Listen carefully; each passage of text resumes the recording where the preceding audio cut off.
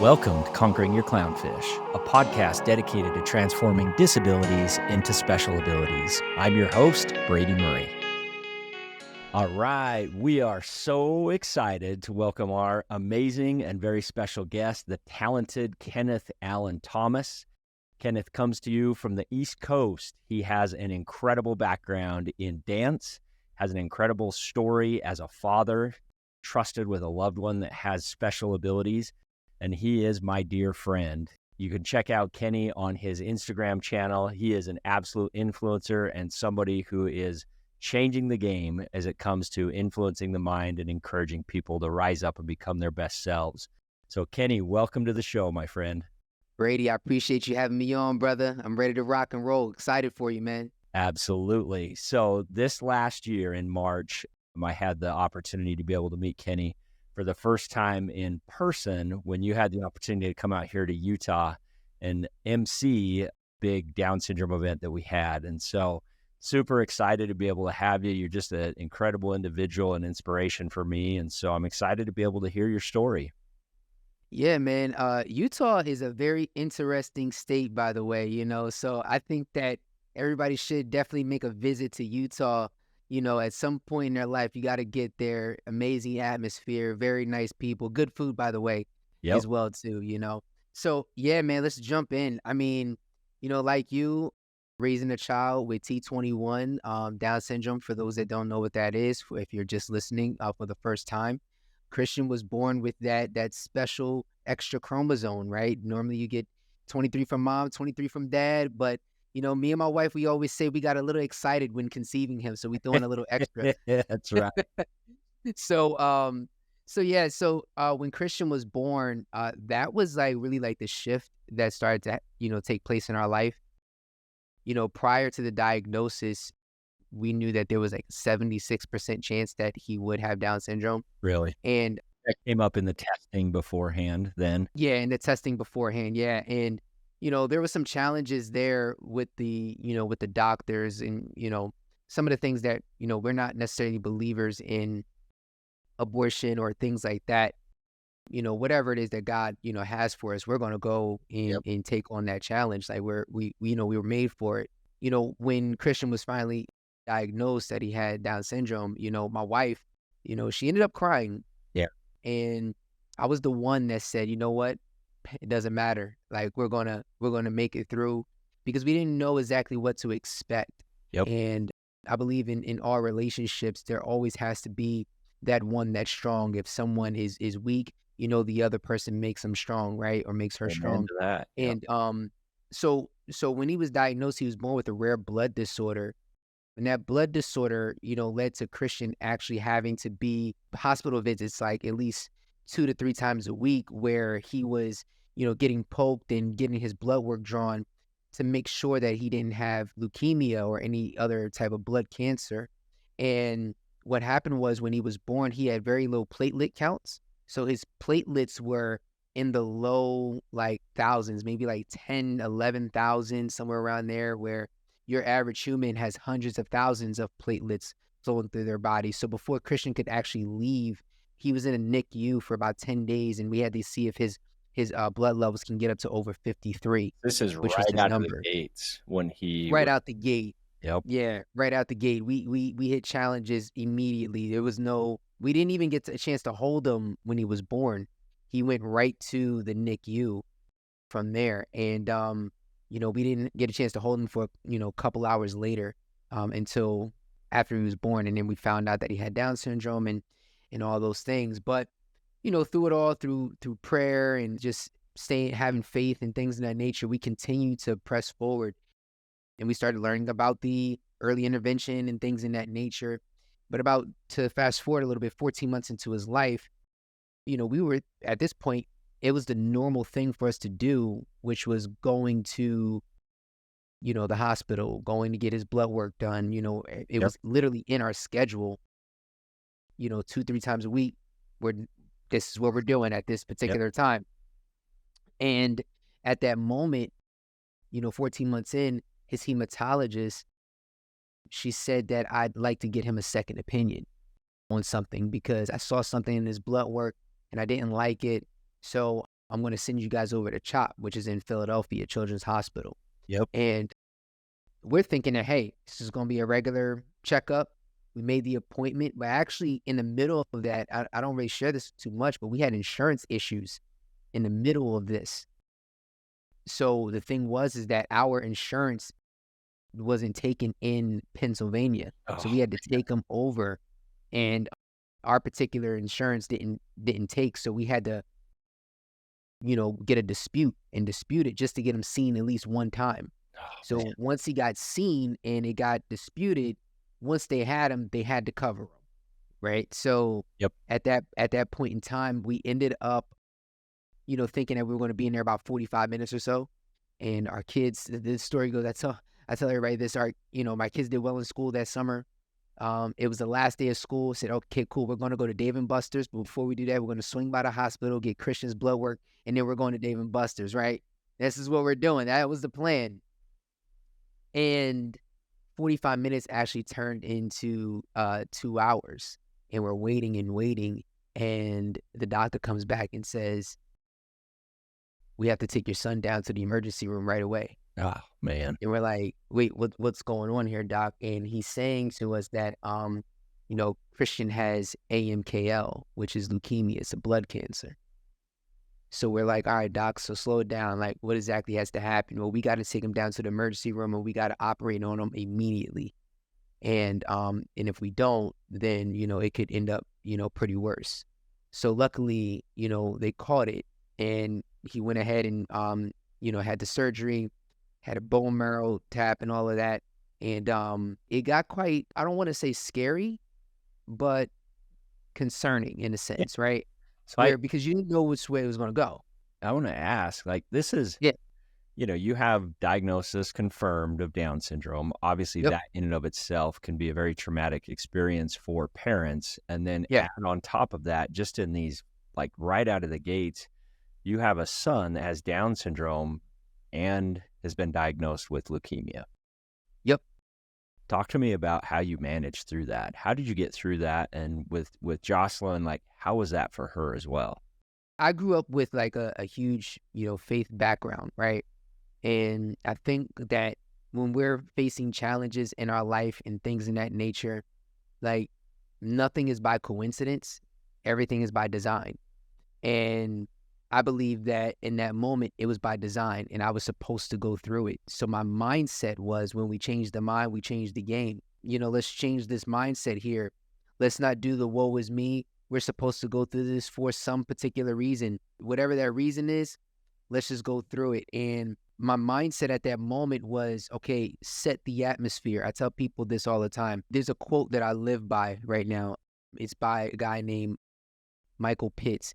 He says, lyrics affect the mind, rhythm affects the will, and the melody affects the emotions. Show me what a person is listening to, and I'll show you their lifestyle.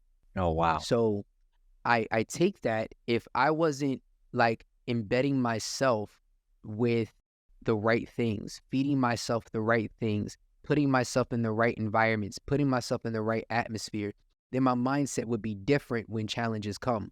Yep. But the fact is that because I feed myself things that are pure, things that are, godly, things that are, good for the soul and good for the body, when these challenges come, I'm already ready, and I can help others that are in that moment that may not have the type of faith that I have, but I can lend my faith to that person. So that was really like my mindset in helping my family and also the doctors as well too at that time. I just got to commend you for that. I mean, those are two life-changing, crushing diagnoses that are received. And that is powerful. When you change your mind, you change the game. I love it. Yeah, absolutely. Like, it sounds catchy, but it's the true thing, right? Like, everything we do starts with the mind, like everything we do. And I just, firmly believe that if we can transfer that, and if for anybody that's listening, if maybe you're going through a tough time and everything right now, and you think that the whole world is crashing and you feel like you can't make it, or you can't go through, or you don't know how you're going to go through. Everything is a mental thing at first, right? And once you mentally have come to grips with, okay, this is my reality, now you can create the plan on how I'm going to attack it. But if you don't come to grips with this is the reality, like today is Groundhog Day. It's Groundhog Day. It's a reality, It is. right? So let's go and push forward. And how are we going to attack this particular situation? You're there. You're not going to dinner. You're there in the No. hospital now. Yeah. We're there in the hospital, not going to dinner. 45 minutes turned into 2 hours. 2 hours actually turned into 32 days straight in the hospital. Oof. Not a bag packed. Nothing. Like, it was the craziest thing that you could ever think of. My kids had to sleep on an air mattress at their grandmother's house the entire summer. They had a business called the Level Dance Complex, which is a dance studio where we live here in Jersey. And I had to shut my dance studio down. I couldn't be open because I had to be there for Christian, obviously, and my wife. We were literally open 6 days a week, and we turned 6 days a week down to 2 days a week. Now, you as a business owner, you understand that, you shut down for, you're taking pretty much 90% of the revenue out from those days, and you're only open 10%, out of the week. And you know what? That was a sacrifice that I had to make in order to be there for my son. And I ended up making sure that he had his dad right by his side. So no amount of money, no amount of fame, no amount of whatever it is, it didn't matter, because at the end of the day, I had to be there for my son. And the one thing that got us through was the gift that we have inside, right? So I oftentimes say, whenever you're in a challenging situation, use your gift to make the shift. Now, the question is that, do you know what your gift is, right? And oftentimes sometimes it's the thing that you're most passionate at, and maybe you don't even have a passion for it, but you're super gifted at it, right? That one thing is the thing that's going to help you make the shift inside those challenging situations, right? It's almost like, for me, when I faced this particular challenge with my son, my gift is dance. So I started using it inside the hospital room. And when I started using it inside the hospital room, Brady, you know this, like, children that are born with Down syndrome have very low muscle tone. That's right. So my son was 14 months old at the time and hasn't sat up by himself yet, where your average baby is probably sitting up 3-4 months maybe by themselves, right? So he didn't have the muscle to do that until I started dancing in the hospital with him. Okay. So tell us, because this is such an incredible and inspirational part of this story. Yeah. Tell us this background on dance. And so you talk about passion, you talk about how you utilize that passion in the service of others. Talk to us a little bit about your background in dance. Yeah, so I started dance. I've always danced as a kid. I'm originally from Newark, New Jersey, so I was born there. My family is from up in North Jersey. When I was like 4 or 5 years old, my family ended up moving down to South Jersey, in the Willingboro area. Well, Willingboro is the town that I grew up in. And but we would always go up to North Jersey on the weekends. So my cousins, they would be at all the cool city parties, and they would, at any type of family function, we'd be at grandma's house.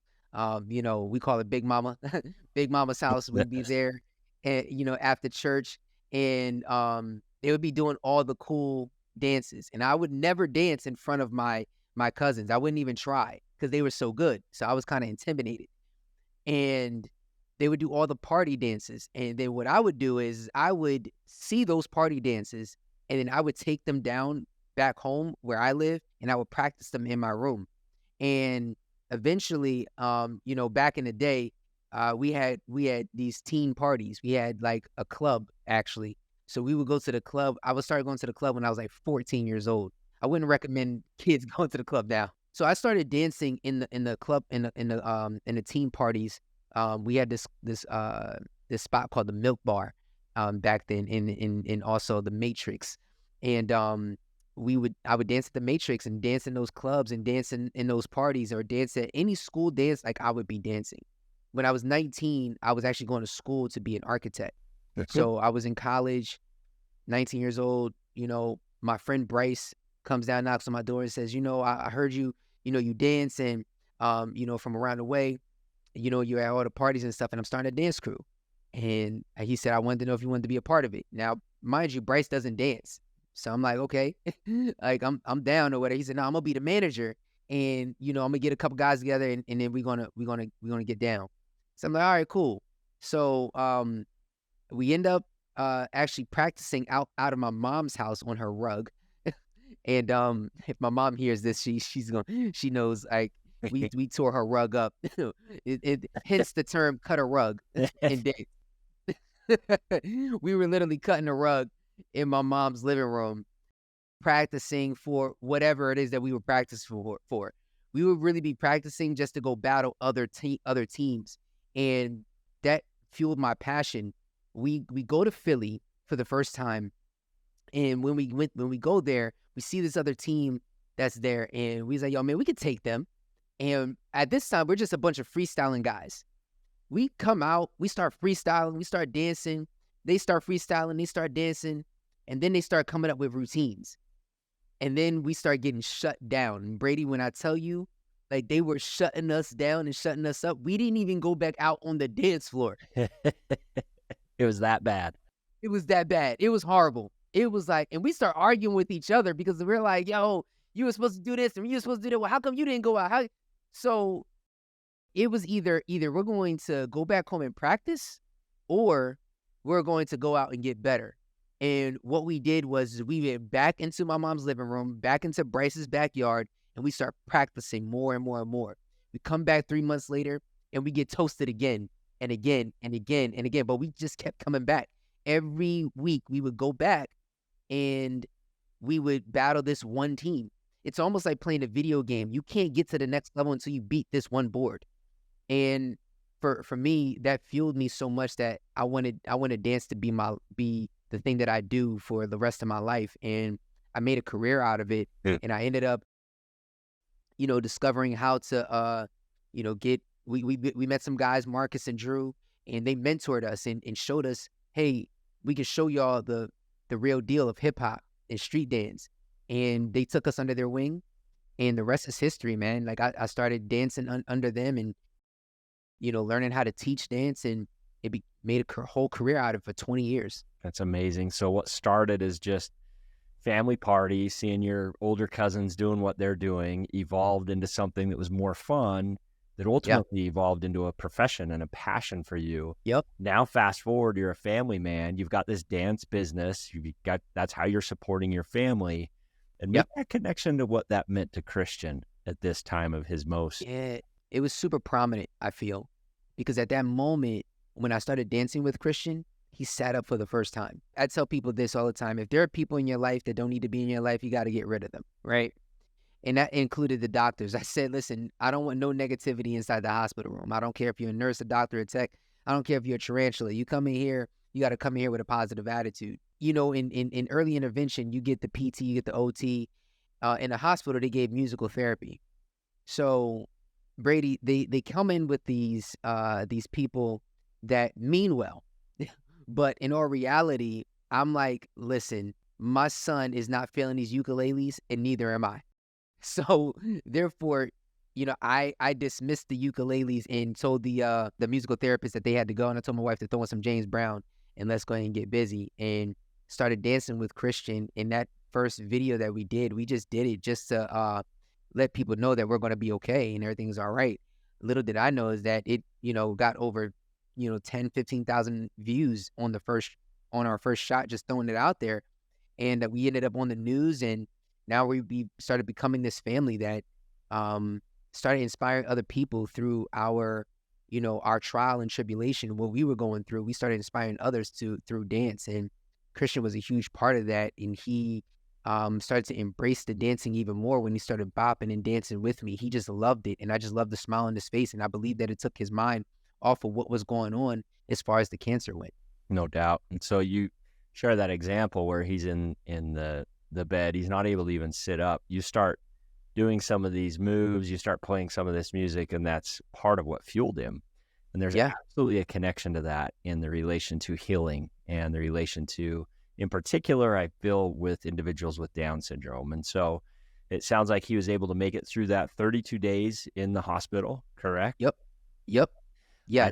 I believe I just saw a video posted by Jocelyn of Christian doing some salsa, some Latina dance, right? And so yes, sir. Josie has a background with a Latina connection. And so tell me a little bit more about that. Yeah, so she's Puerto Rican. So she was the dancer in her family as well too. Well, all of her sisters, they all dance, but she was the one that was trying to get the party started all the time.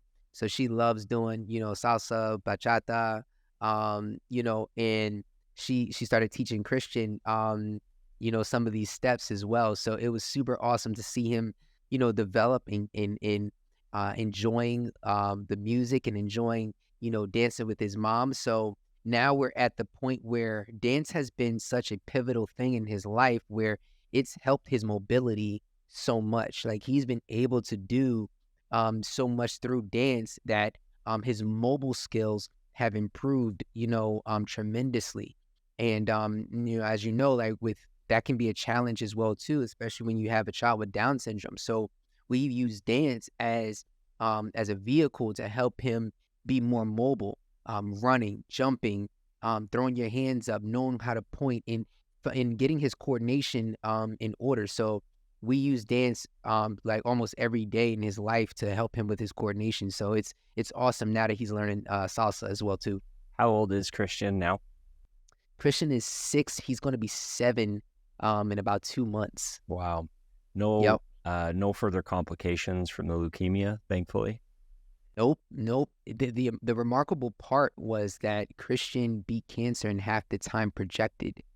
So he was actually supposed to be fighting cancer for a little over 300 days. And what happened was after the first round, he started cutting his time in half. So we would go into the hospital. 32 days was the first round. Second round, 17. Next round, 16. Next round, 15. Last round, 14. The thing is they were expecting him to be in the hospital 32 days or more each and every round. They were saying it's supposed to go up, not down. So he started, shocking the doctors with his recovery that we beat cancer in 149 days until this day. Christian is now 5 years cancer-free. It's amazing. What a tender mercy, what a miracle, but also what a testament to the power of positivity and the power Absolutely. of somebody that has unshakable faith and the ability to be able to take something that is, quite frankly, traumatic and could be just crushing, soul crushing, and turn that into not just a positive for your family, but for the entire world. Absolutely. Question that I have, Christian's going to be 7 soon. Yep. And he's really singing the song that he's meant to sing, but there's a whole life ahead of him. And I'd love to hear from your perspective, just as a dad, what are some of those things that you would say are those fears or those things that you have concern about in the future as you look at your son and his life as an individual with an extra chromosome? Yeah. I don't think I have too many fears. I think the one fear that I would have if I'd had any at all, I wouldn't call it a fear. I would call it a concern. It's just him being able to verbalize his needs and wants and being able to articulate. One of the dreams that I have for him is to be able to speak fluently. He speaks and we understand him, but he's not having conversations like this. So one of my dreams for him is to have these types of conversations, because I don't ever want him to be in a position where he is nonverbal and he can't, if something happens to him, he can't express or say exactly what happened so that people understand. Right. So that's one of the things that Josie and I, have a concern about. And if somebody says something about him, you always have people that are kind of ignorant in the world. Even to this day, like there are, kids even at my son's school or at my daughter when she was in high school, they would say things about Christian, that are, kind of ignorant. And, you got to kind of like just, kind of comes with the territory, but preparing him for the ignorance, in a sense, and taking it to a point where don't be down about it, but take the opportunity to educate people on it, right? And educate people as to, special things that you have about yourself, because you never know, their children may have a child with Down syndrome, or they may have a family member that may have a special ability or something like that, and you wouldn't want, someone, talking to them or talking down to them or thinking that you can't because you're different from other people. Yep. So I think that, for me, I just really want him to be able to kind of like hold his own ground without me. That is, a dream of mine for him to do. So it is a little concerning, given the world that we live in. And being that, it's like, I'm kind of like that type of dad who's always trying to prepare them, but you can't even really be prepared for everything, because I never knew that I was going to have a child, with Down syndrome. I kind of wasn't really prepared for that. I didn't know that he was going to have cancer. I really wasn't prepared for that. But you do the best that you can inside the home, which is the training ground, to help them get to that level. And I think that's all I could really ask for, is just keep plowing away and doing what I do as a father. Yeah, that makes a lot of sense. Kenny, one more question before I let you go. Would love Absolutely. to know, as you look into the future, and as you look at the world, you guys are obviously singing the song you're meant to sing, as I like to say, but what's one thing you want the world to know about your son? That he's unshakable, right? That he's unshakable. Like, no matter what hits this kid, like, he is like Mount Zion in a sense. He's like an immovable force. And I feel that he's here, to bring joy, to bring love, to bring that spark, to bring that inspiration. Christian has a sense of love that is truly remarkable, I would say, because anybody can feel down. And I'll give you a quick example. We were at my friend's restaurant, Crave, in Hamilton, New Jersey, a couple of months ago, and Christian sees these two guys. They come in, they sit down, they're having lunch, and the one guy just seems super down. And we were about to leave, and Christian just goes up to this guy and just rubs his knee, gives him a hug. And little did we know that guy said, "I needed that today because his dog just died." Oh, man. And Christian just has this knack that when somebody is feeling down, he knows who to give a hug to, like, immediately. And it's incredible. Like, he does it all the time. Like, and people sit there and will testify and say, "Man, I really needed that hug right now. Like, that just lifted my spirits," and things in that nature. So I believe that his gift is being a cover for people that need it the most in the time that they need it the most. That's the superpower. And that's a perfect example of a superpower, a special ability. And that's a unique thing where society would say that, our children, our boys have a disability, that they have a special need, and that has a negative connotation to it. And when in reality, maybe they're not going to pass a college math class, but where it really matters, perfect example of this man that needed a big old hug that changed his day for that moment. That's where these kids thrive. And that's the Absolutely. 100%. Absolutely. Yes, sir. Yes, sir. I want to give you a chance. Share with us your website and social media. In fact, encourage our listeners to check this out. Incredible book that Kenny has written, also super inspirational on what he's doing online. I want everybody to go to www.kennethallenthomas.com. That's KENNITH, Allen.com, and check out the Unshakable Method. I mean, if I could share really quickly what it is, it's not something that's going to make you $1 million or anything like that. It's a philosophy. It's a way of thinking. And not only a way of thinking, it's actually a lifestyle. And the Unshakable Method was built on, I had this conversation with God, and he said to me, "If you could describe yourself in one word, what would it be?" And I said unshakable, because everything that I've gone through in my life has not been typical. It's been something that's been super challenging. And I believe that we all have experienced something like that, to where we are able to, we have to be unshakable and unmovable. And in one of the scriptures that I use all the time is Hebrews 12:28, where we serve an unshakable kingdom. And we should be in awe of God, who is a consuming fire. And I have that fire in me. So when we talk about the Unshakable Method, there's 5 areas of elevation into it. There's transformation, there's resilience, there's relationships, there's communication, and unshakable faith. You take these things, we put them all in a pot, and we start digging in on a personal level and a professional level to help people throughout their day, because when those challenges come, you're going to need these particular tools.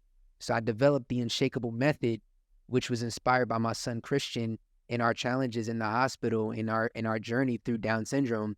And it's literally helping companies, people, relationships, marriages, children all over the world. I couldn't be more proud of that. And if anybody would like to go ahead and jump in and get into the Unshakable Method, we're hosting workshops every other month this year, and we're tackling all those subjects, and we're going to help a lot of people personally and professionally grow so that they can be the best that they can be and impact the world that's around them. It's inspiring, brother.